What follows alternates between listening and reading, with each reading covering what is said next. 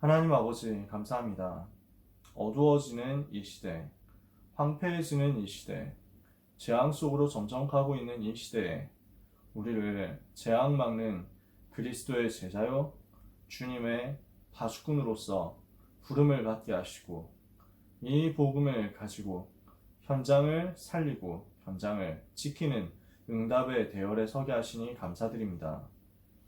파수꾼의 사명을 기억하게 하옵시고 파수하는 증인으로서 현장에서는 제자들이 되게 하여 주옵소서. 오늘 하나님께서 우리를 부르신 이유와 의도를 제대로 발견하게 하시며 병들어서 죽어가는 237 현장 살리도록 하나님이 기뻐하시는 응답의 여정 제대로 갈 수 있게 하여 주시옵소서. 오늘 한 주간을 살아갈 언약의 말씀을 같이 붙잡고 기도하며 정리하려 하오니 하나님께서 우리에게 지혜를 주시며 하나님께서 우리에게 또한 결단력과 올바른 방향을 허락하사 미션을 찾고 미션을 실천하는 가운데 말씀의 성취를 작품으로 남길 수 있게 하여 주옵소서. 237 치유 서밋의 역사가 렘넌트에게 주어지는 오늘 이 밤이 되며 한 주간이 되게 하옵소서. 예수 그리스도의 이름으로 기도합니다. 아멘. 네, 말씀 같이 볼 건데요. 이번 우리에게 주신 이번 한 주간 주신 말씀이 파수꾼에 대한 말씀 계속 나왔죠. 그래서 오늘 전 세계를 치유할 파수꾼 제목을 가지고 같이 말씀 나누려고 합니다. 어떤 파수꾼이냐?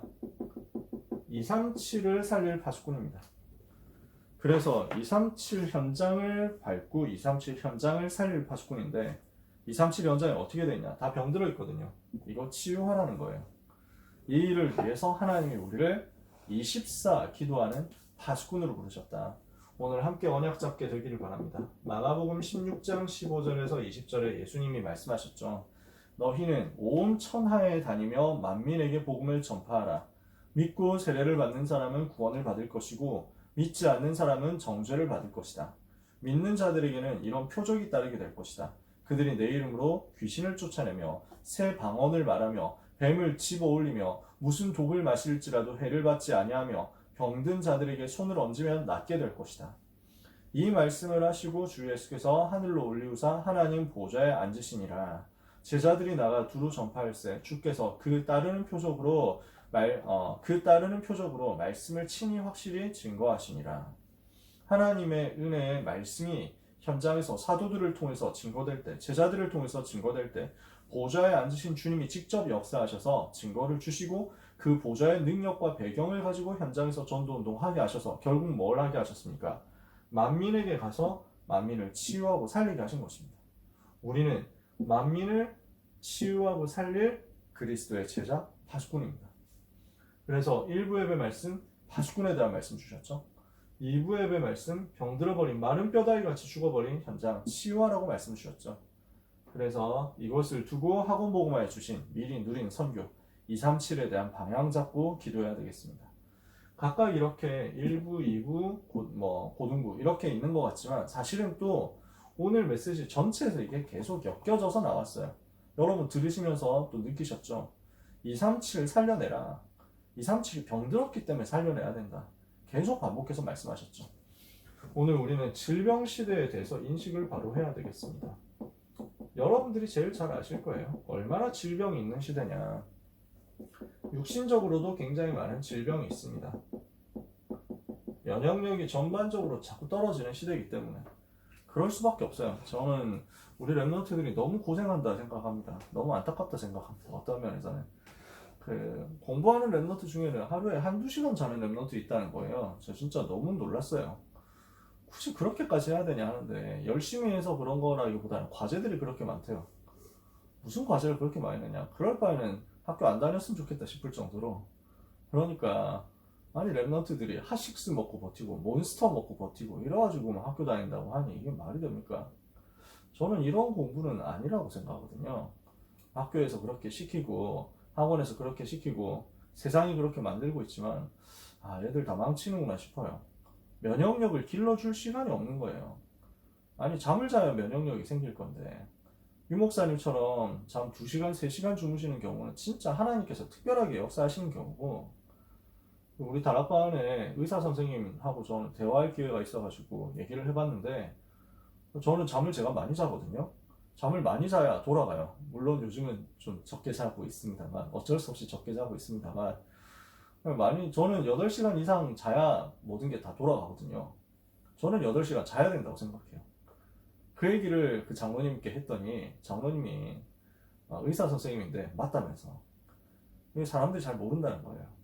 8시간 하나님이 사람 만드실 때 8시간 자고 8시간 일하고 8시간 쉬도록 만들었다고. 그게 맞다. 888 해가지고. 말씀 듣고 나니까 너무 맞는 거예요. 내가 올바른 길로 가고 있었구나. 뭐 이런 생각 들더라고요. 저는 물론 뭐 적게 자는 분들을 제가 핍박할 의도는 전혀 없습니다. 근데 꼭 적게 자야만 뭐든지 성취할 수 있는 것처럼 하는 시대 흐름이 과연 맞냐? 저는 거기에 대해서는 좀 솔직한 말로 생각을 하거든요. 독일 사람들 같은 경우는 잠 되게 많이 잔대요.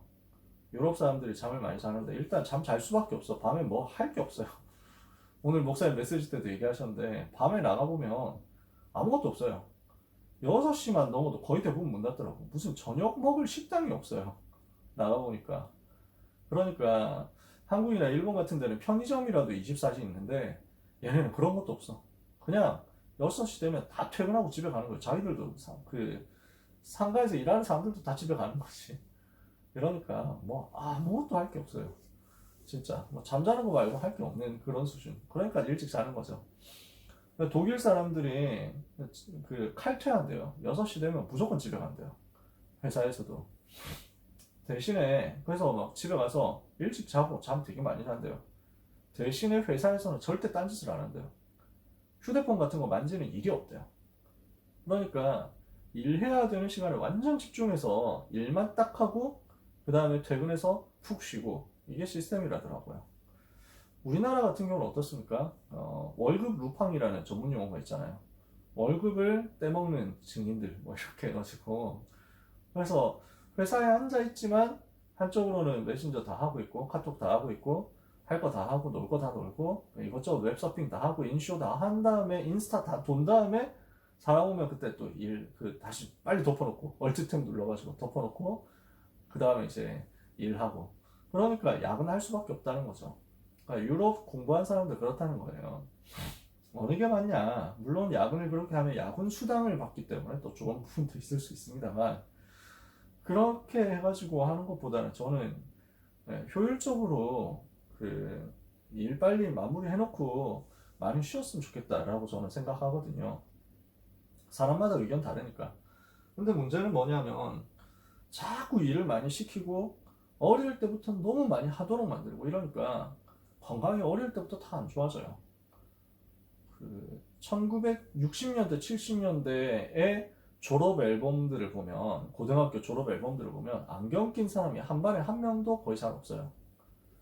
안경 낀 사람이 한 반에 70명 중에 한두 명 있을까 말까 그렇더라고요. 그때 학교 다니셨던 분들은 저는 그때 안 써봤으니까 잘 모릅니다만 어디 짤방 돌길래 봤거든요. 힘이 없으면 살아남을 수 없는 시대 뭐 이렇게 해가지고 들어가 봤더니 짤방에 각 학교 졸업 앨범인데 급훈 자체가 반에 급훈 자체가 무슨 힘력자 하나 딱 써갖고 그 다음에 필승 이래가지고 전부 다 그렇더라고. 요즘 급훈은 어떤지 모르겠는데 그때는 그랬어요. 그러면서 표정들도 다 부리부리하고 안경 낀 사람이 없더라고. 안경 낀 게 잘못됐다는 얘기는 아닌데요. 절대 아닙니다. 근데 요즘 친구들은 거의 안경을 끼잖아요. 그러니까 어릴 때부터 너무 많이 본다는 거죠. 뭘 영상도 많이 보겠지만 책도 너무 많이 보고 공부도 너무 많이 하고 하니까 눈이 빨리 피로해져서 그렇겠죠. 그러니까 저는 그런 부분들을 전체적으로 생각하면은 너무 병 걸리도록 자꾸 압박을 많이 하는 거 아니냐 그런 생각 들더라고요. 면역력을 키울 수 있도록 어릴 때 좀 쉬도록 만들어주고 어릴 때 잠도 좀 자도록 만들어주고 해야 되는데 지금 시대는 거의 초등학생 수준이 아니라 유치원 때부터 경쟁하고 공부하고 준비하고 영어 공부하고 이렇게 하도록 만드니까 애들이 잘 시간도 없고 쉴 시간도 없고 면역력 키울 시간도 없고 이러니까 질병은 더 많이 오고 더 많이 골골대고 이럴 수밖에 없구나. 자, 근데 이거는 사회적인 얘기고 불신자들도 할 수 있는 얘기잖아요. 문제가 되는 건 뭡니까? 마음의 질병이거든요. 정신의 질병이거든요. 그러니까 이 부분을 질환이라고 표현할 수 있는데 너무 많이 어려운 겁니다. 그러니까 실제 이런 부분들에 대해서 많은 장애들이 나오는 겁니다. 불안장애, 공황장애, 분노조절 장애 뭐 많잖아요. 뭐 집중력 장애, 과잉행동 장애 뭐 이렇게 해가지고 자꾸 장애가 나옵니다. 그 배경 속에는 뭐가 있습니까? 상처가 있거든요. 근데 이게 점점 심해지는 거예요. 가정이 점점 깨지죠. 그러니까 가정에서 상처받는 사람들도 점점 더 많아질 수밖에 없습니다. 계속 이렇게 되면서 사회 자체가 경쟁하는 구조로 가고 경쟁 자체도 뭔가 틀린 쪽으로 창세기 3장, 6장, 11장 쪽으로 하면서 육신적인 싸움을 하도록 부추기니까 상처 있는 사람들은 점점 더 많아집니다. 그럴 수밖에 없죠.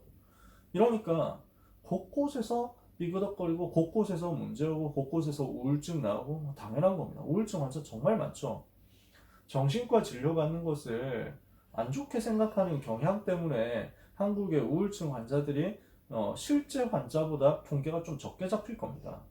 사실 정신과 가는 것을 이상하게 생각하지 않도록 해야 되거든요. 필요하면 가야 돼요. 자꾸 가서 진료받고 진단받도록 해야 됩니다. 한국 사람들 아직도 뭐 정신병원 가? 뭐 이렇게 되면 사람들 좀 이상하게 보니까 숨기고 있고 감추고 있어요. 이러다 보니까 거의 30%가 우울증 환자라고 하지만 실제는 훨씬 더 많을 것이다. 너무 많죠. 그러는 가운데 오늘 목사님 말씀하신 대로 포기하는 사람들 많고요. 무능력에 빠진 사람도 정말 많습니다. 선진국일수록 더 많습니다. 선진국일수록 더 치열하니까 선진국일수록 아예 낙오된 사람들 이러면은 거의 뭐 나는 이제 세상에서 쓸모없는 존재다 이렇게 돼가지고 완전 낙심, 완전 무능력, 무기력이 빠져가지고 있습니다. 정신질환이죠. 노숙자 얼마나 많습니까? 일본 같은 데 가보면요 히키코모리라고 방 밖으로 못 나오는 사람들 있죠. 집 밖으로 못 나오는 거예요. 그러니까 방에 막 쓰레기를 이만큼 쌓아놓고 있는데 절대 치울 생각도 안 하고 그 쓰레기 속에서 살아갑니다. 겉으로는 멀쩡한 척하는데 속으로는 완전 망가져 있는 거죠. 이런 사람들이 꽉 찼습니다. 근데 한국에도 이제 점점 더 많아지고 있죠. 이 배경에 뭐가 있습니까? 사실은 다 영적인 질병이 있잖아요. 영적 질병 올 수밖에 없는 창세기 3장, 6장, 11장의 근본과 사도행전 13장, 16장, 19장의 배경이 있으니까 불신자 상태 속에서 마귀의 자녀, 마귀의 종 노릇하고 있으니 올 수밖에 없는 것이 영적 질병이죠. 고린도후서 4장 4절에 이 세상 신 마귀가 믿지 않는 사람들의 마음을 혼미하게 해가지고 그리스도의 영광의 광채가 비치지 못하도록 막아버렸습니다. 그게 영적 질병이에요. 그리스도를 깨달을 수 없도록 영적으로 마귀한테 잡혀있는 상태가 영적 질병의 상태인데 그 영적 질병이 있으니 마음 정신에도 질병 올 수밖에 없고 육신에도 질병 올 수밖에 없습니다. 사람들은 모르지만요. 이 부분은 그래도 눈치를 채죠. 육신에 병 걸리면 바로 표시납니다. 마음에 병이 있으면 사람들한테 숨길 수는 있을지언정 본인은 나중에 깨닫습니다. 영적인 질병은 깨닫지도 못해요.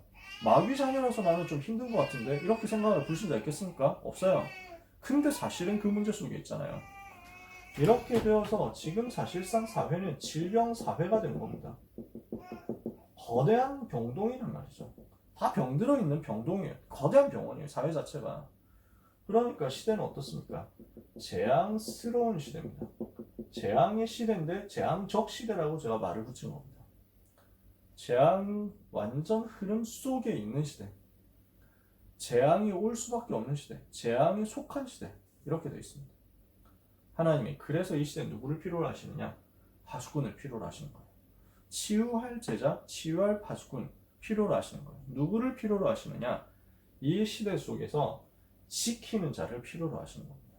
24. 재앙이 와서 들이닥칠 때 이 재앙이 오지 못하도록 경고하고 이 재앙이 오는 것을 막을 수 있도록 사람들에게 알려주는 파수꾼.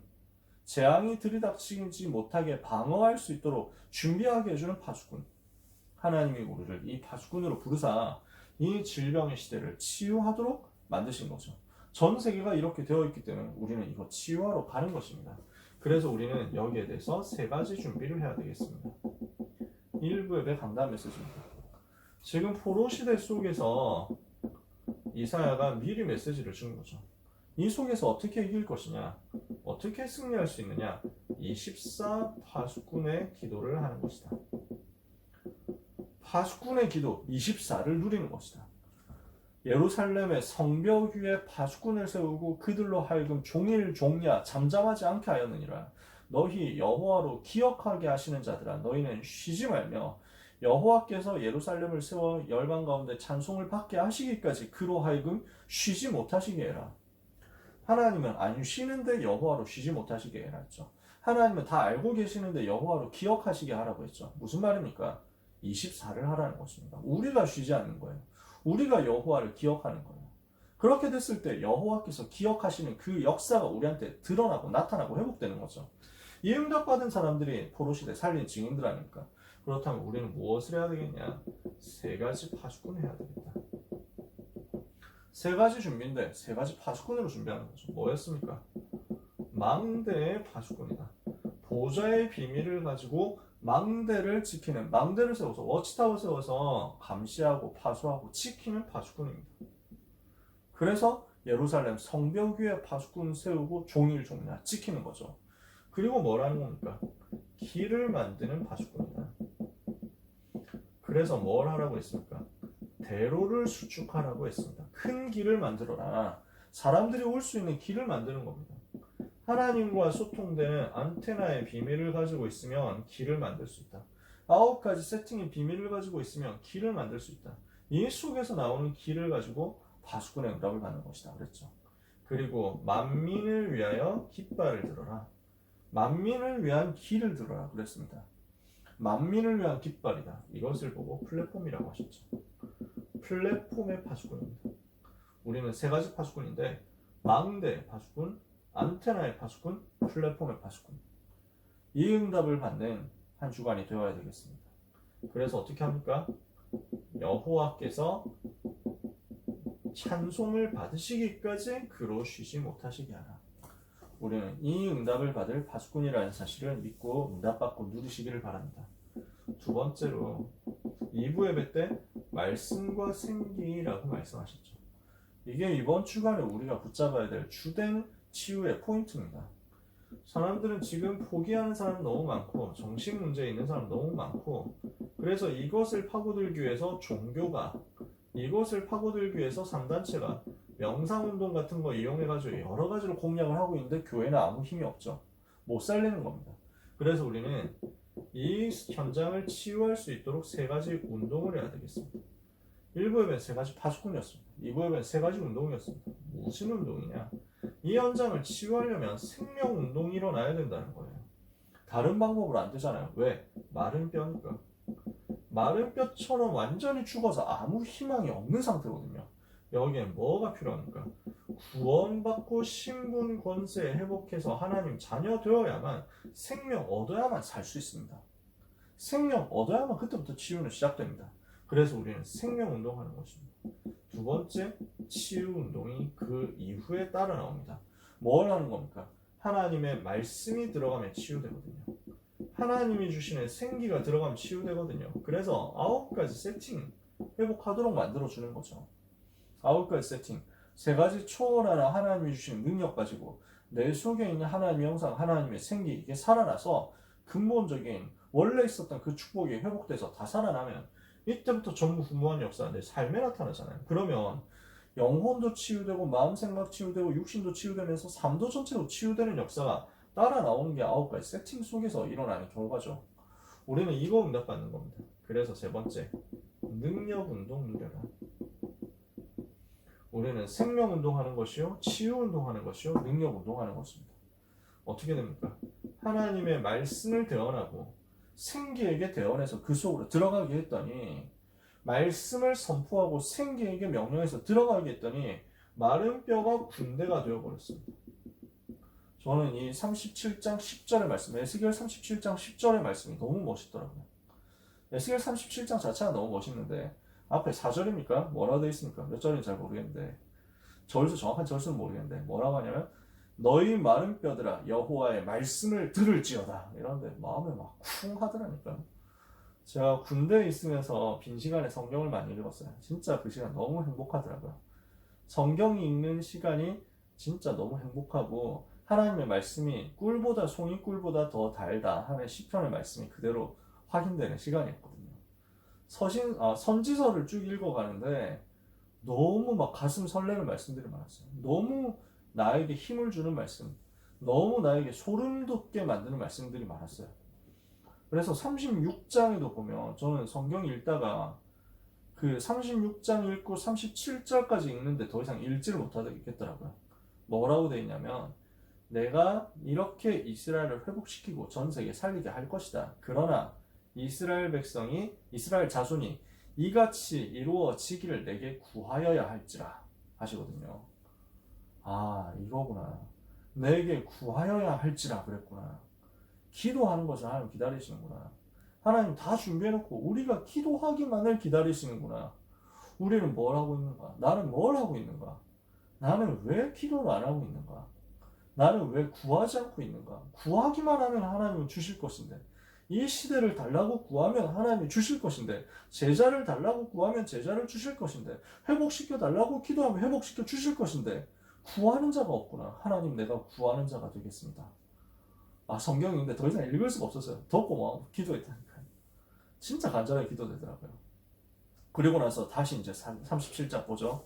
너희 마른 뼈들아 여호와의 말씀을 들을지어다 하는데 소름 돋더라고요. 또 마른 뼈처럼 다 되어 있는 거예요. 렘넌트들이 마른 뼈처럼 되어 있잖아요. 현장이 마른 뼈처럼 되어 있잖아요.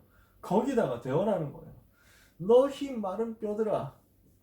제가 그래서 메시지 선포할 때 가끔 이제 막 열을 올리는 이유가 마른 뼈처럼 보여서 가끔 그렇단 말이죠. 현장에서 보면 마른 뼈처럼 보이는 거지. 우리 렘넌트들이 그 막 너무 막 힘들어 보이는 거지. 그러면 이제 막 톤이 높아지는 거예요. 괜히 이제 막 다 올라가는, 피치가 올라가는 거죠. 마른 뼈들아. 근데 어떻게 됩니까? 여호와의 말씀만 들으면요, 여호와의 말씀만 들어가면요, 그 마른 뼈가 군대가 된다니까요. 여기에 대한 소망이 있으니까요. 그래서 10절에 어떻게 되어 있습니까? 37장 10절에 내가 이렇게 해서 말씀을 대언하고 생기가 들어가고 나니까 어떻게 돼요? 극히 큰 군대더라. 이렇게 되는 거예요. 아, 저는 거기서 또 마음이 설레는 거예요. 우리 렘넌트들이 지금 마른 뼈처럼 보이는 것 같은데 하나님은 여기에 극히 큰 군대가 되도록 다 준비를 해놓으셨다는 거예요. 여기 있는 우리 귀한 렘넌트들, 여기 있는 귀한 사명자, 전도자 여러분들, 여러분 때문에 우리 현장에 있는 많은 뼈들이 여호와의 군대로 바뀌는 역사가 일어나게 되기를 예수 그리스도 이름으로 축원합니다. 하나님이 이렇게 만드실 거예요. 그래서 모든 것을 회복시킬 것이다. 모든 빼앗겼던 것을 회복시킬 것이다. 이게 하나님이 우리에게 주신 약속이죠. 그래서 우리는 뭐 해야 됩니까? 237 나라의 병든 사람을 치유하고 서밋으로 만들어야 되겠다. 그래서 전 세계가 병들어 있다. 전 나라가 병들어 있다. 그 병들어 있는 전 세계를 치유해라. 2부의 결론 때 주신 말씀이었죠. 여러분 기억나실 겁니다. 그래서 이것을 두고 다시 한번 우리는 마음 담아야 되겠습니다. 미리 누린 선교. 초대교회가 이 응답 받았잖아요. 안디옥 교회가 이 응답 받았거든요. 하나님의 관심은 처음부터 세계 선교였습니다.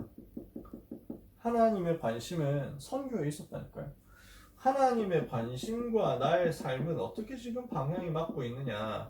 237 나라와 5천 미전도 종족이라는 하나님의 관심과 나의 삶은 얼마나 관계가 있느냐, 얼마나 상관이 있느냐, 우리는 이거 반드시 찾아내야 되겠습니다. 이거 제대로 응답받은 사람들이 안디옥 교회였고 바울 팀이었단 말이에요. 그러니까 하나님은 선교를 위해서 이미 준비해 놓고 계셨어요. 제자와 선교할 수 있는 제자, 선교할 수 있는 교회를 준비해 놓고 세팅해 놓고 선교해야 되겠다 하니까 선교할 수 있는 경제까지 준비를 다 해놓고 안디옥 교회 그게 다 준비가 됐잖아요. 그때 비로소 역사상 처음으로 선교 미리 누린 역사가 일어났습니다. 누구를 통해서? 흩어진 자를 통해서. 이 흩어진 자들이 어디로 들어갑니까? 이방인 현장으로 들어가잖아요. 이 흩어진 자들이 어디로 들어갑니까? 선교사를 파송해서 한 번도 복음 듣지 못한 그 현장으로 파고들도록 만들잖아요. 이 흩어진 자, 남은 자, 렘넌트를 통해서 역사상 처음으로 선교 미리 누리는 역사, 억지 선교가 아니라 누림으로써 되어지는 선교의 역사가 일어났는데, 이러니까 하나님이 여기에 무엇을 허락하십니까? 진정한 치유가 일어나도록 만드신 거예요. 사도행전 13장 무속이 치유되고 사도행전 19장 점술이 치유되고 사도행전 19장 우상이 치유되니까 여기에서 일어나는 증거들이 질병 치유되고 귀신 떠나가는 역사들이 증거로 막 남은 것입니다. 사도행전 19장에 일어났던 치유운동이 우리를 통해서 일어나게 될 것입니다. 그래서 우리는 이것을 두고 세 가지 세팅해야 되겠다. 뭐였습니까? 복음에 대해서 세팅하고 전도에 대해서 세팅하고 달란트에 대해서 세팅해야 되겠다. 우리가 복음에 대해서 세팅되면 내게 주신 세 가지 생명에 대한 것들이 살아나게 돼 있고 전도가 세팅되면 그때부터 비로소 세 가지 초월에 대한 것이 회복되게 돼 있고 달란트가 찾아지면 이 속에서 세 가지 전무 후무가 살아나게 돼 있거든요. 이 세 가지 세팅에서 일어나는 것이 9가지 세팅이란 말이죠. 그러니까 복음에 대해서 우리가 정리되어 있어야 되고 전도에 대해서 정리돼야 되고 달란트에 대해서 정리돼야 된다. 근데 어렵냐? 안 어렵습니다. 복음 정리되면 전도 정리되는 것이고 전도가 정리되면 그때 달란트는 저절로 튀어나옵니다. 내 달란트가 뭐지? 내가 진로를 어디로 가야 되지? 그걸 고민할 시간에 복음과 전도에 집중하면 돼요. 그러면 하나님은 이걸 이용해 가지고 이 9가지 세팅을 가지고 237로 가게 만들 겁니다. 그게 하나님의 소원이기 때문에 9가지 세팅 가진 우리는 하나님의 방향인 237과 맞아지도록 가게 되어 있습니다. 오늘 이 부분을 회복하는 치유의 증인이 다 되시기를 바랍니다. 치유의 증인 되어야 된다. 우리 렘넌트들이, 전도자들이 정말 치유의 증인 되어야 되겠습니다. 왜냐? 예수님 말씀하셨거든요. 만민에게 가서 치유해라. 왜? 만민이 다 병들었으니까. 전 세계가 지금 병들었으니까 치유해야 됩니다. 그러면 어떻게 해야 되냐? 치유할 수 있는 메시지와 치유할 수 있는 전략, 치유할 수 있는 증거 우리가 가지고 가는 것입니다. 그래서 제일 먼저 영혼 치유해야 되기 때문에 근본을 치유할 수 있도록 우리는 무엇을 먼저 누려야 되냐면 복음을 가지고 깊이 집중되는 응답을 받아야 되겠습니다. 복음 집중 속에서 이거 할 수 있는 말씀 묵상에 대해서 여러분들이 시스템을 좀 가지게 되시기를 바랍니다. 말씀을 묵상할 수 있도록. 그래서 오늘 2부 예배 때 여러 가지 말씀 주셨잖아요. 말씀을 가지고 녹취해봐라. 그렇게 말씀하셨죠. 말씀을 암송도 하는 것이다. 그래서 여러분 암송하고 녹취하고 정리하고 기록하고 메모하고 이런 부분들 너무 소중합니다. 나름대로 여러분 도전해보세요. 저는 해봤거든요. 녹취는 지금도 하고 있는 부분이고 학생 때부터 메시지 듣는 게 너무 소중하니까 녹취를 했는데 그게 지금까지 시스템으로 저한테 남아있거든요. 그러니까 굉장히 빠르게 내 사고가 변합니다. 그래서 토시 하나 안 빠지고 녹취를 하도록 하는 그 도전이요. 내 생각을 없애는 데 굉장히 도움돼요. 근데 내 생각이 좋은 거면은 없앨 필요가 없는데 보통 우리의 생각은 상처 속에서 오염되어 있을 가능성이 굉장히 높거든요. 세상 것으로 내가 많이 지금 덮여 있는 거야. 그래서 이거 빨리 지워버려야 돼. 여러분 뭐 휴대폰 같은 거, 컴퓨터 같은 거 하다 보면은 막 무슨 정크 파일들이 쌓이잖아요. 무슨 캐시 이런 거 쌓이잖아요. 그럼 빨리 이거 지워야 되거든요. 안 그러면 계속 쌓여가지고 내가 뭐 할 공간이 없어져. 맨날 경고 뜬다니까. 저장 공간이 부족합니다. 이러면서 그럼 뭐 제대로 돌릴 수가 없는 거지. 그걸 삭제를 해버려야 됩니다. 그거 삭제하는 시간이 뭐냐면 말씀으로 채우는 거예요.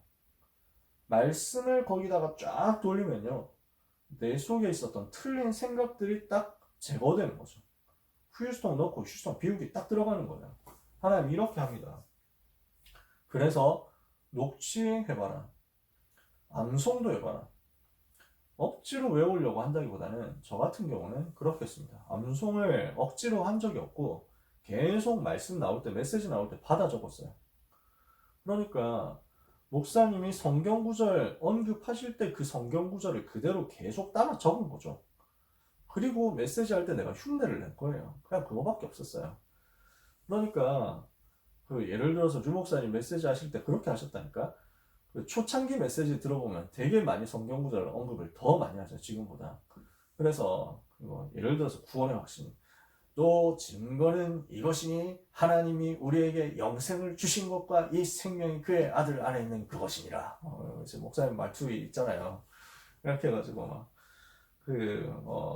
로마서 8장 1절 2절 그러므로 이제 그리스도 예수 안에 있는 자에게는 결코 정죄함이 없나니 그리스도 예수 안에 있는 생명의 성령의 법이 너를 죄와 사망의 법에서 뭐요? 해방하였습니다 하면서 막 꼭 초창기에는 뭐요를 그렇게 많이 하셨어요.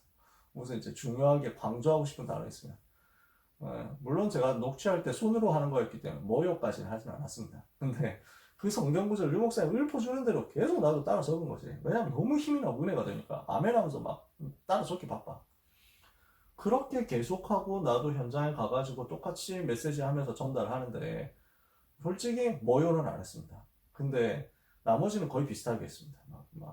그래서 제일 많이 했던 구절들 로마서 10장 13절 복음 전할 때니까 누구든지 주의 이름을 부르는 자는 구원을 받으리라 이런 거.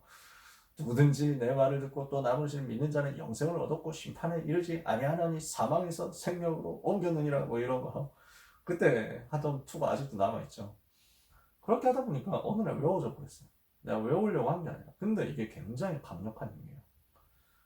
그 이사야 40장 말씀 같은 경우도 류 목사님이 그렇게 암송을 시켜주셨거든요.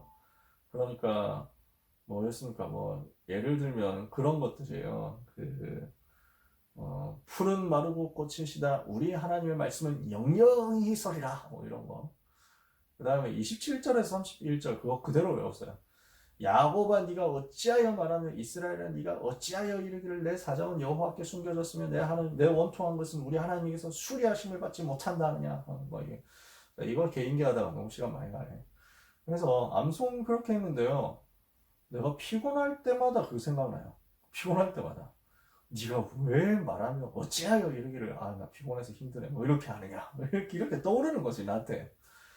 너는 알지 못하였느냐 듣지 못하였느냐 영원하신 하나님 여호와 땅끝까지 창조하신 자는 피곤치 않으시며 곤비치 않으시며 명철이 아니없으시며 그건 나한테 다 필요하거든.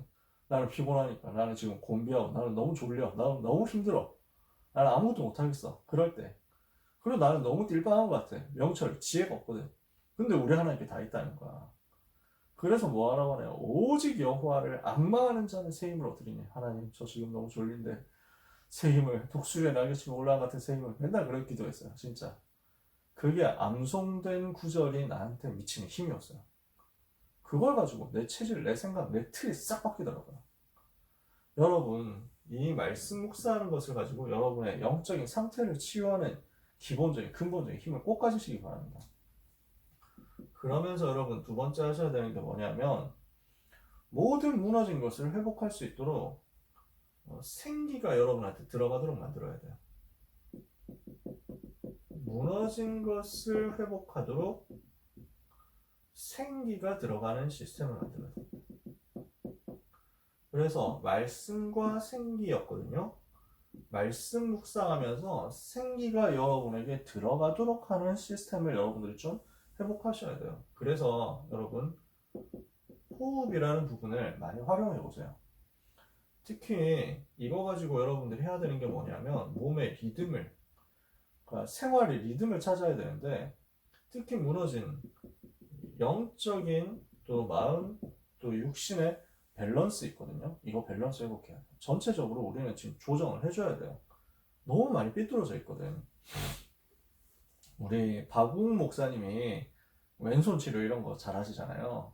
그래서 한 번씩 교육자들이 막 교육자실에서 막 이러고 있으면은 갑자기 나타나서 뒤에서 막 목을 막 이렇게 주물러 주시고 어깨를 주물러 주시고 너무 감사해요. 전 너무 시원하거든요. 저는 그렇게 하다가 그래서 일하다가 목사님 오셔가지고 이렇게 만져주시면 너무 시원해가지고 진짜 너무 감사해요 이러는데 옆에 있는 다른 목사님들이나 이제 막 다른 전도사님들 갑자기 막 비명소리 나오니까 목사님 다가가면은 누르면은 으악 하고 나더니 왜냐하면 많이 깨져 있는 거야. 왜냐하면 이분들은 저만큼 잠을 많이 안 자가지고 저처럼 게으르지 않기 때문에 잠마냥 못 주무시고 안 쉬시니까 밸런스 많이 깨져 있거든요. 그럴 수밖에 없어요. 그러면은 그런 데서 표시가 나요. 박웅 목사님이 오늘도 얘기하고 하셨다니까요. 귀를 만져봤는데 너무 부드럽다는 거지. 이 귀 속에 뭐가 다 들어있는데 만져보면 엄청 딱딱하다고. 누구라고 밝히진 않는데 제 옆에 있는 주목님 완전 딱딱해요. 그래서 귀를 만져봐. 서로 교차 검증을 해봤거든요. 주목님 보고 이란 목사님 귀를 한번 만져보세요 해가지고 목사님 시켜가지고 주목님 내 귀를 만졌거든. 진짜 부드럽네. 그래가지고 나도 궁금한 거야. 얼마나 딱딱하길래 하고 살짝 건드려 봤거든. 주먹의 귀를 딱 건드려 보니까 오 진짜 완전 딱딱해. 아 이렇게 귀가 다를 수 있구나 싶더라고요. 만져보니까 그냥 알겠어요. 그러니까요. 여기는 만지면 비명소리 바로 나오는 거지. 너무 바빠서 그런데 너무 이제 그 피곤하시고 일 많이 하시니까 그분 진짜 일 많이 하시거든요. 그래서 우리는 전체적으로 많이 밸런스가 깨져 있을 수 있습니다. 뭐 영적인 문제가 있어서 그렇다 이런 게 아니라 너무 바쁘고 너무 일을 많이 하니까. 그래서 하나님이 원래 우리에게 주신 것들을 회복하는 수업으로 좀 들어가야 되거든요. 그래서 생기가 들어가도록 호흡을 하는 것이 몸의 망가진 부분을 회복시키는데 굉장히 도움됩니다. 진짜 해보세요. 그래서 특별한 기술이 있다기보다는 그냥 자세 좀 바르게 하는 거지. 우리는 보통 이렇게 거북목 되게 많이 돼 있거든요. 허리도 되게 많이 굽어 있어요. 왜냐면 그렇게 돼 있으니까 뭐 컴퓨터 해야 되지, 뭐 스마트폰 봐야 되지 이러니까. 그래서 그 내려놓고 자세를 바르게 하는 시간. 그러면서 자세 바르게 호흡이 제대로 되거든요. 편안하게 호흡하면서 기도하는 거죠. 근데 요때 일단 육신적으로 무너져 있는 부분에 모든 조각조각들이 많이 맞춰질 거예요. 육신적으로 살아나요. 그러면 이렇게 해서 근본적인 영혼 치유가 나오고 육신적인 치유가 나오고 이 말씀과 생기를 가지고 어디로 들어가느냐? 24파수꾼 기도로 들어가는 겁니다. 24 기도 속에서 우리가 계속 누리는데 이 호흡을 24 기도로 연결시키는 거예요. 호흡만 해도 육신 살아나거든요. 근데 이 호흡을 가지고 영적인 것으로 자꾸 연결을 시키는 거지. 그래서 파수꾼의 기도를 하는데 여러분에게 뭐가 생기냐면 영적인 힘에서 나오는 여유가 생깁니다. 빈 시간에 내가 하나님 바라보니까 내가 불필요하게 만들어져 있었던 과잉된 긴장이 딱 깨져요. 이게 무너지고 나에게 평안이 확 찾아옵니다. 이 평안이 영적 여유에서 나오는 거죠. 그리고 뭐가 생기냐면 영적인 에너지가 나옵니다. 돌릴 수 있는, 현장을 뛸 수 있는 원동력이 나오고요. 특히 영적인 힘이거든요. 흑암을 꺾는 영적인 힘, 권세, 사용할 수 있는 에너지가 나온단 말이에요. 이러면서 통찰력이 생깁니다. 지혜가 생기는 거죠. 이 통찰력이라는 말은 미래를 본다는 겁니다. 237을 본다는 거예요. 이게 보여지는 눈이 열리는 거죠. 세계가 보여지는 거예요. 이렇게 해서 우리는 전체적으로 살리는 것입니다. 삶의 모든 부분을 회복시키도록 가는 것입니다. 24기도 통해서. 오늘 그래서 우리는 말씀과 생기 그리고 24기도 가지고 나를 치유하는 응답을 반드시 받아야 되겠습니다. 내가 치유되어 있으면요. 그 사실을 가지고 무너져 있는 전 세계에 도와줄 수 있습니다. 실제 치유까지 해줄 수 있어요. 만민이 병들어 있는 시대이기 때문에 이 시대에 우리를 부르시는 하나님의 의도를 생각하면서 237 치유 서밋을 위한 가장 행복한 꿈을 오늘 밤에도 꾸시길 바랍니다. 우리 랩런트들이 237 치유 서밋 위한 가장 즐겁고 행복한 시간을 만드시기 바랍니다. 이것을 선교와 연결시켜라. 내 삶이 선교와 맞아진다면 하나님은 이를 위해서 필요한 경제도 주실 것이고 이를 위한 필요한 증거도 주실 것입니다. 오늘 파수꾼의 기도를 가지고 말씀과 생기를 가지고 우리 자신을 치유하고 병들어 있는 전 세계에 치유하도록 마른 뼈 회복시키는 그 응답의 사역에 쓰임받도록 우리 자신이 치유되는 은혜를 깊이 누리시는 여러분 되시기를 예수 그리스도 이름으로 축복합니다. 한 주간 우리의 삶이 하나님이 주시는 힘 가지고 모든 것이 살아나는 은혜의 주간이 되기를 바랍니다. 기도하겠습니다. 하나님 감사합니다. 오늘 밤 고등부 사명자들에게 전 세계 병들어 있기 때문에 치유할 수 있는 방향과 방법과 메시지를 주셨사오니 이것이 그대로 누려지는 한 주간과 평생이 되도록 역사하여 주시옵소서. 이 14 파수꾼의 기도 회복하게 하여 주옵소서. 병들어 있는 세계를 살리고 치유하도록 우리에게 생명운동, 치유운동, 능력운동의 증거를 허락하여 주옵소서. 그래서 선교를 미리 누린 안디옥 교회와 바울팀의 응답이 우리에게 회복되게 하사 병들어 있는 세계를 치유하는 증인이요 전도제자 되게 하여 주옵소서. 예수 그리스도의 이름으로 기도합니다. 아멘.